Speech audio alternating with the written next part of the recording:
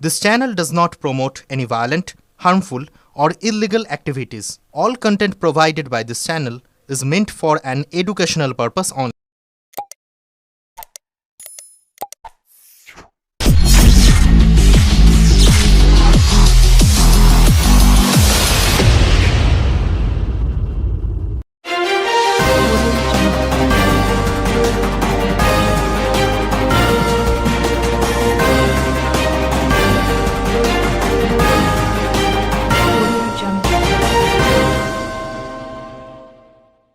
পাঁচ মাসের কন্যা সন্তানকে খুনের অভিযোগে যাবজ্জীবন সাজা ঘোষণা করল চন্দননগর মহকুমা আদালত। ঘটনাটি 10 নভেম্বর 2013 সালের।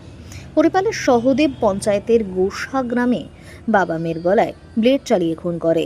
সে সময় জানা যায় পিতৃত্ব নিয়ে সংশয় ছিল বাবা শেখ কামাল হোসেনের। ওই দিন সকালে শিশু কন্যাকে নিয়ে যেতে কামালকে অনেকেই দেখে শ্মশানের দিকে। পরবর্তী সময় পুলিশ শিশুটিকে উদ্ধার করে মা রেজিনা বেগমের অভিযোগের ভিত্তিতে। এরপরই বাবাকে গ্রেপ্তার করে পুলিশ। সে সময় মা রেজিনার অভিযোগ ছিল তার স্বামী শেখ কামাল হোসেন ভোর 4টে নাগাদ তার কাছ থেকে মেয়েকে কেড়ে নিয়ে পালাতে চেষ্টা করে। শ্বশুর শাশুড়ি বাধা দিলেও সেখান থেকে বেরিয়ে যায় কামাল। অভিযোগ, বাধা দিলে মেয়েকে ব্লেড দিয়ে খুন করার হুমকি দেয় সে।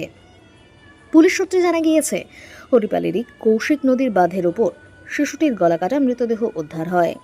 চন্দননগর মহকুমা আদালতে প্রায় 11 বছর খুনের মামলা চলার পর বৃহস্পতিবার চন্দননগর ফার্স্ট ট্র্যাক কোর্টের বিচারক জগৎজ্যোতি ভট্টাচার্য যাবজ্জীবন সাজা ঘোষণা করেন।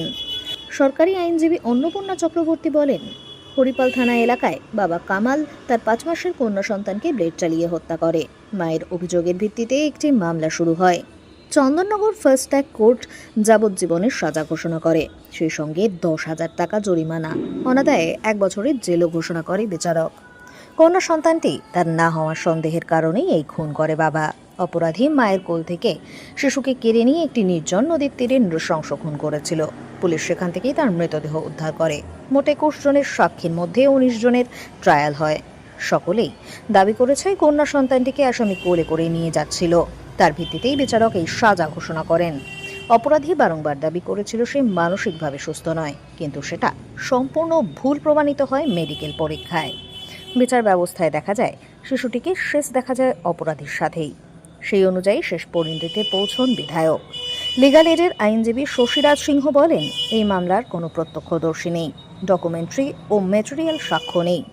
পুলিশ আধিকারিক যে মামলাটি করেছে এটা সম্পূর্ণ ভিত্তিহীন। যদিও আদালত যা রায় দিয়েছে তা মেনে নিতে হবে। পরিবারের তরফে হাইকোর্টে আবেদন করবে। আমার দাবি, পুনরায় সহানুভূতির সঙ্গে বিচার করবেন বিচারক।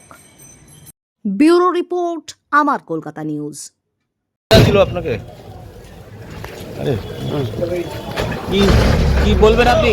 আপনি মেরেছিলেন আপনি? আমার মেয়ের এতে আমাকে ফাঁসিয়ে দিয়ে আমাকে লাইফ সাজা দিয়েছে। আপনার মেয়েকে আপনি মেরেছিলেন? না, মারিনি। কোর্টের ভার্ডিক্ট যেটা সেটা আমি ডিফাইন করতে পারি না, কিন্তু একটা কথা বলি, বিং আ ডিফেন্স উইটনেস, যে কোনো আই উইটনেস নেই, কোনো চান্স উইটনেস নেই, কোনো চেইন উইটনেস নেই, কোনো ডকুমেন্টারি উইটনেস নেই, কোনো ম্যাটেরিয়াল উইটনেস নেই। The investigation which has been done by the IO of the case is a totally bogus,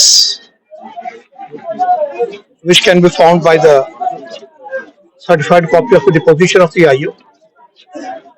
And even then, যেটা মহামান্য আদালত দিয়েছেন সেটা মাথা পেতে স্বীকার করছি, যাবজ্জীবন দিয়েছেন, তারপরে এটা হাইকোর্টে যাবে। এটা আমি লিগ্যাল এডের লয়ার, যতটুকু খাটার কেটেছি, আমার খাটনিতে কোনো রকমের কোনো বিন্দুমাত্র ত্রুটি ছিল না, এটা আমার বিশ্বাস।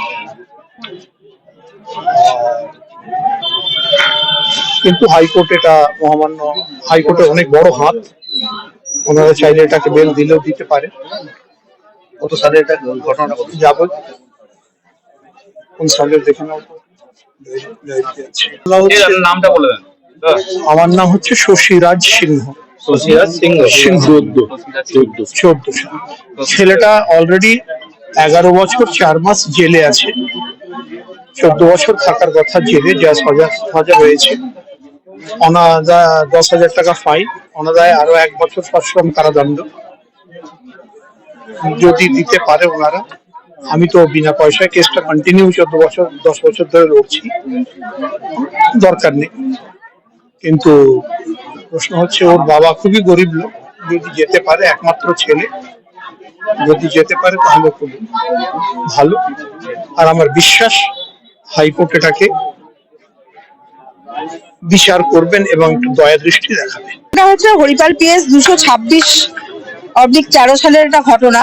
10/11/2013-তে একটি খবর পাওয়া যায় যে একজন বাবা তার 5 মাসের মেয়েকে গলায় ব্লেড চালিয়ে হত্যা করে। পরবর্তীকালে তার মা কমপ্লেন করে। সেই কেসের ট্রায়াল চলছিল আমাদের ফাস্ট ট্র্যাক কোর্টে। ফাস্ট ট্র্যাক কোর্ট আজকে সেই কেসের সাজা ঘোষণা করেছেন। সাজা হয়েছে যাবজ্জীবন কারাদণ্ড, 10,000 টাকা জরিমানা, অনাদায়ে আরো 1 বছর সশ্রম কারাদণ্ড। খুনটা করেছিল তার কারণটা আমাদের সাক্ষীতে যেটা এসছে যে এক তো তার মেয়ে হয়েছিল বলে, মাত্র 5 মাস বয়স ছিল যখন মেয়েটিকে তার বাবা মারে, এবং মানে মেয়েটি তার নয় এটা একটা সন্দেহ ছিল যে আমার মেয়ে নয়, এই কারণেই তাকে গলায় ব্লেড চালিয়ে হত্যা করেছিল। মারা হয়েছিল তার বাড়ি থেকে, তার মায়ের কোল থেকে কেড়ে নিয়ে গিয়ে একটি নির্জন নদীর তীরে মেরে সেখানেই তাকে ফেলে দেওয়া হয়েছিল, এবং পুলিশ ওখান থেকে তার ডেড বডি উদ্ধার করে। হরিপালের গোসাগ্রাম, আর ওই নদীটার নাম কি, নদীটার নাম আমি এই মুহূর্তে মনে করতে পারছি না। হ্যাঁ, এভিডেন্সে আমার টোটাল 21 জন সাক্ষী ছিলেন, তার মধ্যে 19 জনকে আমি অ্যাজ প্রসিকিউশন এক্সামিন করি, এবং তারা প্রত্যেকেই এই কেসকে সাপোর্ট করেছে, আমার প্রসিকিউশন কেসকে। যারা যারা ওই ঘটনা দেখেছে, ডেড বডি দেখেছে, বা ওই যিনি আসামি তাকে কোলে করে নিয়ে যেতে দেখেছে বাচ্চাটাকে, তারপরে যেখান থেকে, কারণ একজন 5 মাসের বাচ্চা তো একা একা 1 কিলোমিটার দূরে একটা বাঁধের ধারে পড়ে থাকবে না, তার বাবা তাকে নিয়ে গেছিল বাড়ি থেকে, তার উইটনেস ছিল তার মা এবং তার শ্বশুর বাড়ির লোকজন, এবং যারা তাকে দেখেছে গ্রামে ওই রাস্তা থ্রু আউট ওকে কোলে করে নিয়ে যেতে, এবং পরবর্তীকালে মেয়েটিকে ডেড হিসেবে পাওয়া যায়। না না, শ্বশুর মানে মেয়ে তখন বাবার কাছেই ছিল, মেয়ে শ্বশুর বাড়ি থেকেই নিয়ে গেছে, বাপের বাড়ি থেকে না। অপরাধী বারংবার হাইকোর্ট বা আমাদের কোর্টেও প্রেয়ার করেছেন যে উনি মানসিকভাবে সুস্থ নন, এবং এটা একটা মেডিকেল বোর্ড বসানো হয়েছিল, এবং সেখানে রিপোর্ট আছে যে উনি ফিট, এবং তার পরবর্তীকালে আমরা মামলা আবার প্রসিড করি। মামলা কিছুদিনের জন্য স্থগিত রাখা হয়েছিল তার মেন্টাল কন্ডিশনের জন্য, যে আদৌ যে সাক্ষী গ্রহণ হচ্ছে সেগুলো ঠিকঠাক উনি বুঝতে পারছেন কিনা, কারণ মেন্টাল কন্ডিশনটা তো থাকা দরকার। 313 বলে আমাদের একটা আইন আছে, যেখানে তাকে এক্সামিন করা হয়, তখন যাতে তিনি তার উত্তর দিতে পারেন, সেই জন্য ওনাকে বারংবার প্রমাণ করা হয়েছে যে উনি নাকি মানসিক প্রতিবন্ধী বা উনি মানসিক ভারসাম্যহীন। কিন্তু আমাদের কাছে পরবর্তীকালে জেলার সুপারিনটেন্ডেন্ট থেকে রিপোর্ট আসে যে উনি মানসিকভাবে ফিট, এবং তারপরে আমরা আবার ট্রায়ালটা শুরু করি। তারপরে আইনি বলছে কোনো প্রমাণ নেই, কোনো সামনে সাক্ষী নেই, এবং কোনো কিছু পাওয়া যায়নি, মানে যেটা দিয়ে খুন করা হয়েছে তার কোনো আইনে একটা সার্কামস্ট্যান্সিয়াল এভিডেন্স বলে একটা কথা আছে, এবং লাস্ট সিন বলে একটা কথা আছে, যে এই ভিকটিমকে লাস্ট কার কাছে দেখা গেছে বা কার সাথে দেখা গেছে, সেটা একটা আইনের বর্ণনা। এবং এই বাচ্চাটি যেহেতু 5 মাস বয়স, তাকে তো বাড়ি থেকে অন্য কেউ, এবং সেটা যদি থাকতো তাহলে তারা ডিফেন্স ডিডব্লিউ দিতেন, দিয়ে বলতেন যে কেউ দেখেনি বা যারা সাক্ষী দিয়েছে তারা মিথ্যে বলছেন, সেরকম করে ডিডব্লিউ ডিফেন্স কোর্টে সাবমিট করেন। 13 সালের ঘটনা, 2025 সাল।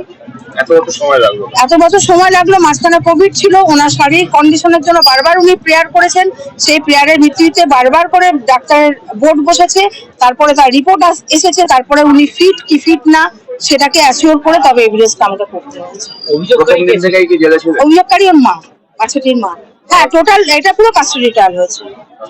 হ্যাঁ, বউয়ের প্রতি সন্দেহ করতে, দেখুন বউয়ের প্রতি সন্দেহ করতে এই কথা তো এইভাবে আপনাকে বলতে পারবো না, কারণ এভিডেন্সে তা তো আমার আসেনি, কিন্তু মেয়েটি আমার নয় এটা ওনার ধারণা ছিল। এতদিন আসামি কোথায় ছিল ঘটনার পর থেকে? Custody, jail custody. আজকে কি বলেছে? আর আপনি কি ধারা বিধি বলবেন না ম্যাডাম? 302, অনলি 302 কি যাবজ্জীবন আর ফাঁসি। 302 তো দুটোই সাজা আছে, মৃত্যুদণ্ড অথবা যাবজ্জীবন কারাদণ্ড। আর কি যেহেতু রেয়ারেস্ট অফ রেয়ার কেসের মধ্যে মনে করেননি কোর্ট, সেই জন্য যাবজ্জীবন ফাইনটা দিয়েছেন। কত দিয়েছে? আর 10,000 টাকা ফাইন, অনাদায়ে আরো 1 বছর সশ্রম কারাদণ্ড।